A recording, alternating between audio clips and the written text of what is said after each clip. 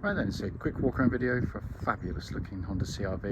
It's a 2.2 EX diesel manual. The car's covered just 67,000 miles, finished in silver with a full black leather interior, and it's been kept in absolutely beautiful condition. This car is one of the best you're going to see. Come around the front, the light cylinders clear and intact, there's no cracks or condensation there at all. Bonnet very clean indeed.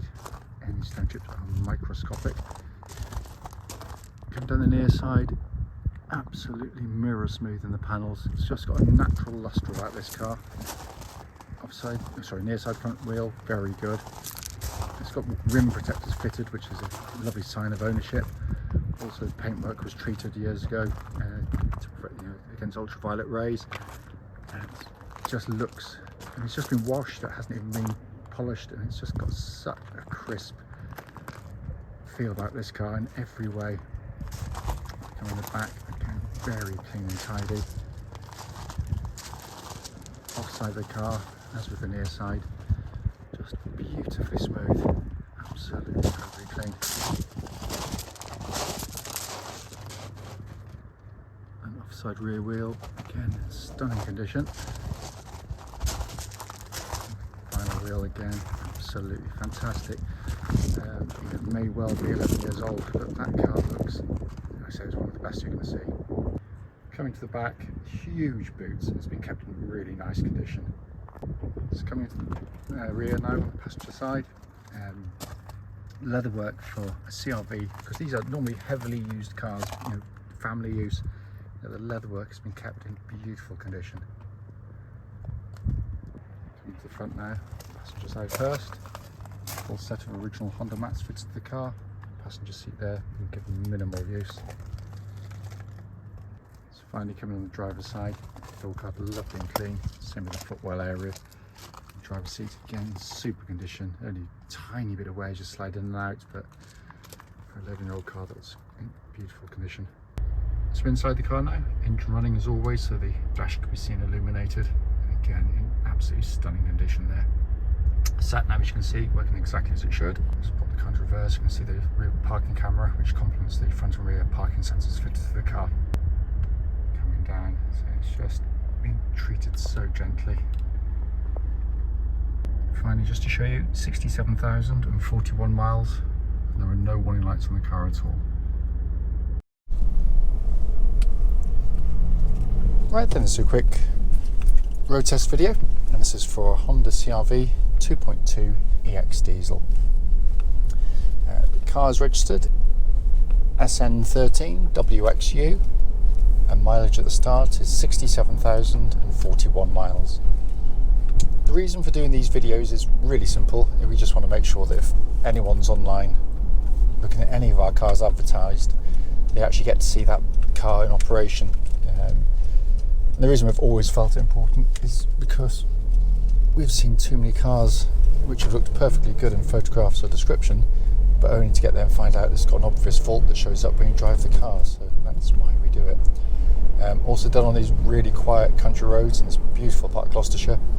This actually forms part of the road test route we take our customers on, and the hope is, of course, they'll be representative of what you'd feel yourself should you go on a test drive in the car. So coming to the car, which has been very well looked after, push button starts instantly and settles to a smooth, even idle. There are no warning lights on the dashboard at all relating to the engine or any other part of the car, and temperature gauge is running as a third, which is exactly where it's meant to be. The engines are superb diesel engines. They've got all the trademark qualities you get from a Honda. They are incredibly tough and reliable over huge mileages if you just maintain them regularly. But more than that, they're just such a lovely engine to use day in, day out. It's such a smooth engine, but also, unlike so many turbo diesels which make you feel as though they're quicker than they are, they have a short, narrow power band where they lots of turbo and then they just die away. This one has a rev range double that of some cars. So I'm going to pull in here. You're going to stay there. Unbelievable. yeah, you put your foot down now, and it just keeps pulling, but it stays sweet as it revs. It's they make brilliant tow cars, absolutely brilliant tow cars.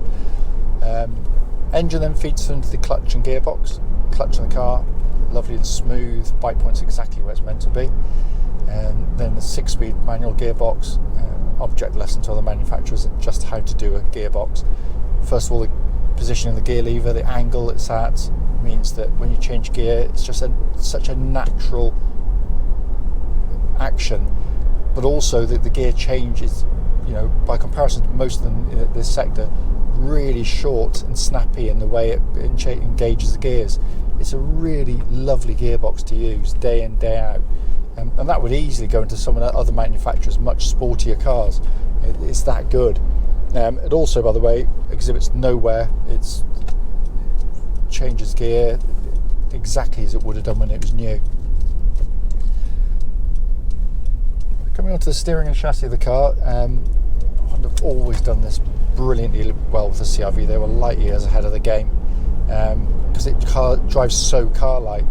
The steering is accurate, precise, it's reasonably quick for this type of car, but it allows the car to just flow through corners really nicely, but with total confidence. Never feels nervous, feels really substantial on the road. It's everyone says it when they drive them, how impressed they are by just how confident it makes the car feel. It also tracks dead straight. There's no vibrations at this speed or any speed up to the legal limit. The actual handling of the car, really well done, because it's a compromise, like all cars, between giving it taut handling but also being comfortable. When you go through a corner like this one up here, a little bit quicker than normal, arrive in just totally unflustered, very little secondary motions. It's not lolloping about, but it still gives you a very comfortable, really well judged ride. Brilliantly done. Also, absolutely no rattles, clonks coming from underneath the car. The whole car just feels absolutely as tight as a drum. Brakes on the car are excellent, bite really nicely. There's no pulsing or vibrations coming back through the brake pedals, so clearly all in fine order there.